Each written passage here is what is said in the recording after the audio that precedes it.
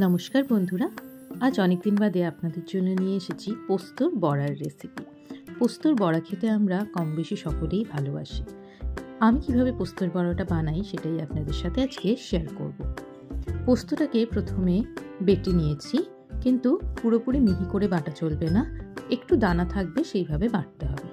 এবার পোস্তর মধ্যে পেঁয়াজ কুচি, কাঁচা লঙ্কা কুচি আর নুন মিশিয়ে দিয়েছি। এগুলো মিশিয়ে কিন্তু আগে থেকে রাখবেন না, ভাজার আগেই এগুলো মেশাবেন।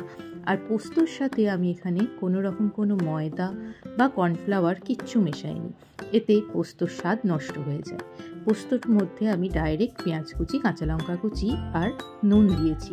আপনারা যদি রসুন পছন্দ করেন তো সামান্য রসুন বাটা বা কুচি অ্যাড করতে পারেন। এরপর একটা ফ্রাইং প্যানে অল্প তেল দিতে হবে, বেশি তেল দিলে কিন্তু হবে না, অল্প অল্প করে তেল দিতে হবে। আর ছোট ছোট করে বড়াগুলো দিয়ে দিতে হবে। দেখুন ভিডিওতে আমি ঠিক যেইভাবে দিয়েছি আপনারাও সেইভাবে ট্রাই করবেন। পোস্তর বড়া কিন্তু ভেঙে যাবে না, কোনো রকম কোনো ময়দা বা কর্নফ্লাওয়ারেরও প্রয়োজন পড়বে না।